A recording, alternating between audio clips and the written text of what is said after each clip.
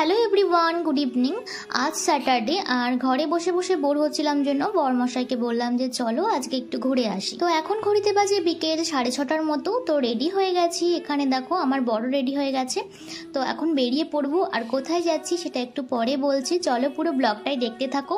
তো দেখো রেডি হয়ে বেরিয়ে পড়েছি, আর চারিদিকে এত লাইটিং লাগিয়েছিল দুর্গাপূজার মতো ফিলিংস হচ্ছিল, কিন্তু না, এখানে গণেশ ফেস্টিভ্যাল চলছিল। গণেশ পুজো তো 1 উইক আগে হয়ে গেছে, তোমাদের তো আমি আগের ব্লগগুলোতে দেখিয়েছি গণেশ পুজোতে কি করেছি না করেছি। তো এখানে না গণেশ পুজোতে 20 থেকে 25 দিনের মতো ঠাকুরগুলোকে রেখে দেওয়া হয় প্যান্ডেলে। তো সবাই প্যান্ডেল হপিং করে, আর সেই জন্য আজকে আমরাও বেরিয়ে পড়েছিলাম। এই কাছেই মানে আমার বাড়ির পাশে একটা প্যান্ডেল হয়েছিল, তো সেখানেই ঠাকুর দেখতে যাচ্ছিলাম, গণেশ ঠাকুরকে। তো ওখানে প্রচণ্ড ভিড় ছিল, তোমাদের একটু পরে দেখাচ্ছি। আর এতদিন হয়ে গেছে তাও এত ভিড়, যা মানে প্রথমবার আমি এরকম গণেশ ঠাকুর দেখতে আসলাম। এর আগেও আমি 2 বছর এখানে থেকেছি গণেশ পুজোতে, কিন্তু এইভাবে আমি কোনোবারই ঠাকুর দেখতে আসিনি। যেহেতু প্রত্যেকবার আমার সোসাইটিতেই গণেশ পুজোটা হয়, তো ওখানে আমি পুরো 5 দিন ওখানে টাইম স্পেন্ড করি। আর এখানকার যে গণেশের মূর্তিটা বানিয়েছিল সেটা আমি ইনস্টাগ্রামে দেখেছিলাম, সেখান থেকে দেখে আমার ভীষণই ভালো লেগেছিল, তাই ভেবেছিলাম আমি আর এটাকে দেখবই। তো সেই জন্য চলেও এসেছি, আর দেখতে পাচ্ছ কতটা ভিড়।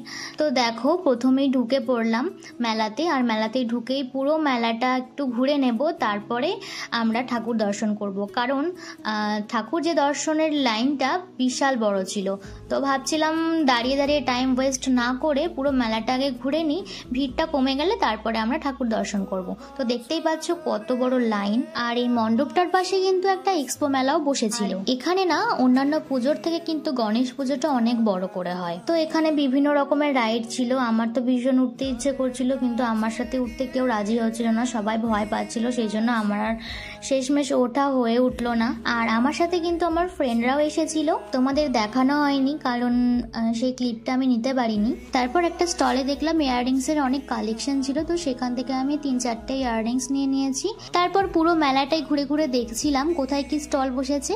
আর তোমাদের কার কার মেলায় আসতে ভালো লাগে আমাকে কিন্তু অবশ্যই কমেন্ট করে জানাবে। তারপরে দেখলাম ভিড়টা অনেকটাই কমে গেছে, সেই জন্য এখানে টিকিট কেটে নিলাম, আর এখানে এন্ট্রি ফিস ছিল 30 রুপিস। তারপর প্যান্ডেলের ভিতরে ঢুকতেই দেখছি ভীষণ ভিড়, আর এই গণেশ ঠাকুরের মূর্তিটা কিন্তু পুরো গুড় দিয়ে তৈরি। ক্যামেরাতে কতটা বোঝা যাচ্ছে আমি জানি না, কিন্তু সামনাসামনি দেখতে কিন্তু ভীষণ ভালো লাগছিল।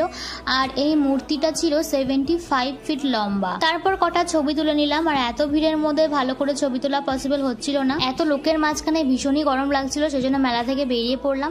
আর বাড়ি যাবার পথে দেখতে পেয়েছিলাম একটা পানিপুরি স্টল, তো সেখানে দাঁড়িয়ে পড়লাম, আর এখান থেকে আমি একটু পানিপুরি খেয়ে নিলাম। পাশেই গরম গরম সামোসা বিক্রি হচ্ছিল, তো সেখান থেকে কয়েকটা সামোসা নিয়ে নিলাম, আর এখন সোজা চলে যাব বাড়িতে। তো আজকের এই মিনি ব্লগটা তোমাদের কেমন লাগলো অবশ্যই কমেন্টে জানিও, ভালো লাগলে একটা লাইক করে দিও। তোমাদের সাথে আবার দেখা হবে নতুন আরেকটি ব্লগে, ততক্ষণের জন্য সবাই খুব ভালো থেকো, সুস্থ থেকো। আজকের মতো tata, bye bye and good night.